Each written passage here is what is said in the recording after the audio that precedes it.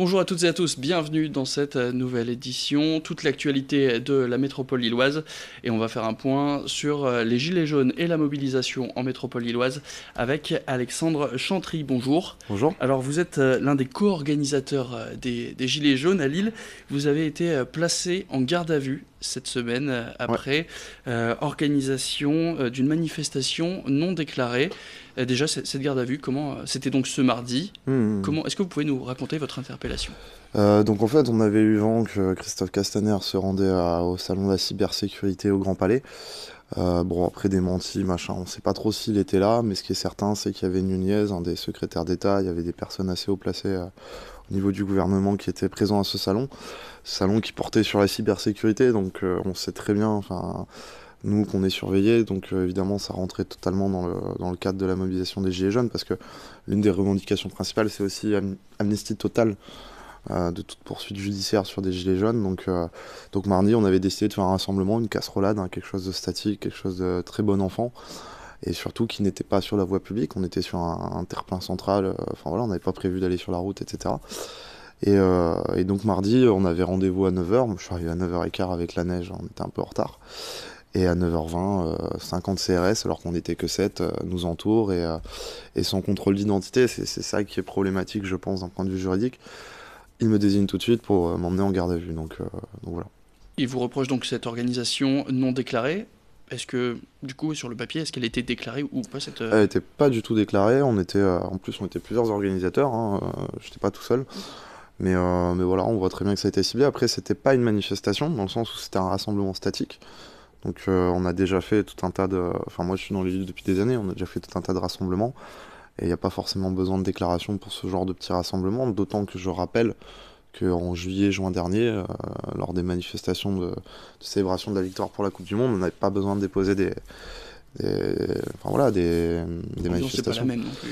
C'est pas la même chose, mais on voit qu'il y a quand même une différence de tolérance euh, dans l'organisation de ces choses-là. Et surtout, moi, ce qui me pose surtout problème, c'est l'usage disproportionné de la force. 50 CRS face à 7 petits manifestants qui sont même pas en gilet jaune au moment où ils nous interpellent.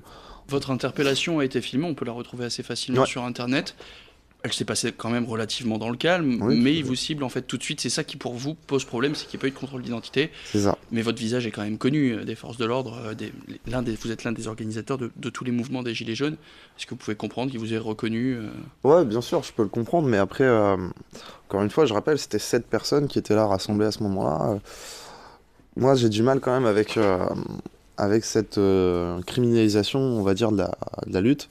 Aujourd'hui, on le voit en plus avec la loi qui va être passée là sur les casseurs, c'est clairement une loi qui va viser à empêcher les manifestations, qu'elles soient déclarées ou pas.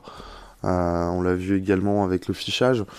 Enfin, moi, au commissariat, j'ai vu un dossier sur moi qui était assez énorme avec tous mes échanges SMS, mes échanges Facebook. Enfin, c'est assez hallucinant, quoi. J'ai l'impression d'être pisté, enfin, alors que je suis simplement un des co-organisateurs de manifestations déclarées. Et en effet, ce rassemblement n'était pas déclaré parce qu'il était très spontané, on n'avait pas le temps de le faire, quoi, tout simplement. Du coup, est-ce qu'on vous a annoncé des suites, des probables poursuites qu'il pourrait y avoir? Alors, selon mon avocat, il y a peu de chances que ça aille très loin parce qu'en effet, il y Du a un coup, c'est un petit. coup de pression en Ouais, il y a fait. un côté ridicule en plus à la situation, parce que 50 CRS pour 7 manifestants qui étaient simplement en train de. On n'a même pas encore commencé à taper dans les casseroles.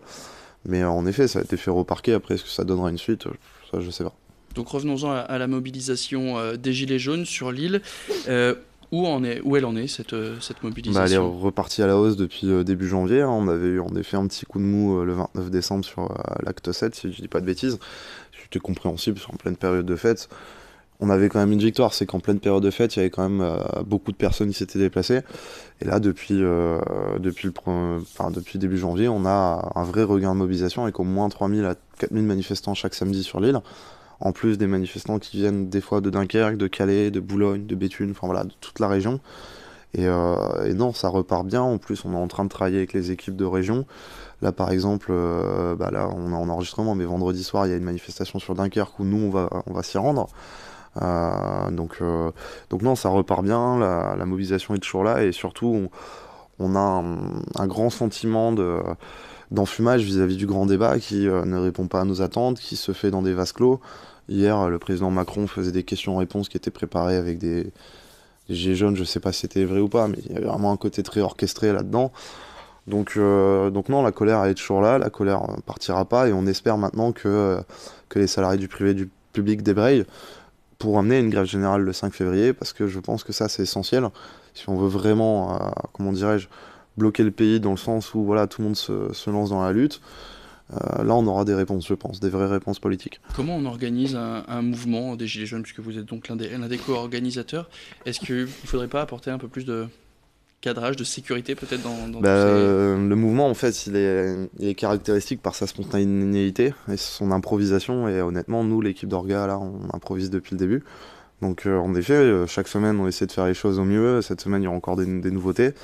Mais on apprend aussi. Qu'est-ce qu'il pourrait y avoir comme nouveauté? Alors là, on aura des voitures qui vont pouvoir diffuser du son, etc., qui feront l'ouverture de cortège. On a des lâchers de ballons, là on est en train de faire des récoltes de bouchons plastiques pour pouvoir donner à des associations qui vont s'en servir pour faire des fauteuils roulants pour enfants handicapés. On a aussi des récoltes pour faire des maraudes, là on va avoir des récoltes de vêtements ce samedi.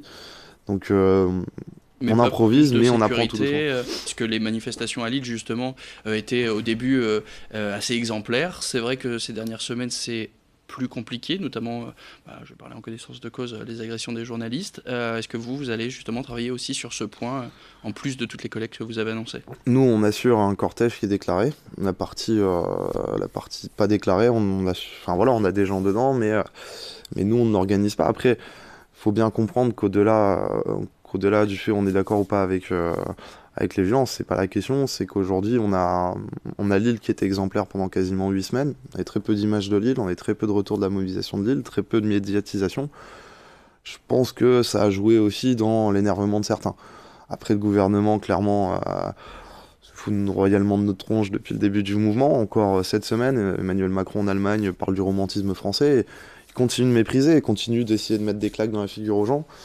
Au bout d'un moment, on n'est pas Jésus, on n'entend pas l'autre joue, et ça, il faut le comprendre. On va donc parler encore un petit peu de ce mouvement politique. Les Gilets jaunes sont en train, donc ont déposé une liste aux élections européennes. Est-ce que pour vous c'est une bonne chose, ou est-ce qu'il faudrait... C'est une très mauvaise idée, honnêtement.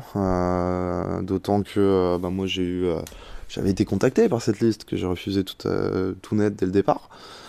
Il faut savoir que cette liste se lance sans programme politique, sans fond politique, avec d'anciens sympathisants d'En Marche. On a Marc Doyer, par exemple, qui était un candidat dans l'Oise, dans la 16e circonscription de l'Oise, je crois. Enfin, je ne sais plus exactement la circonscription.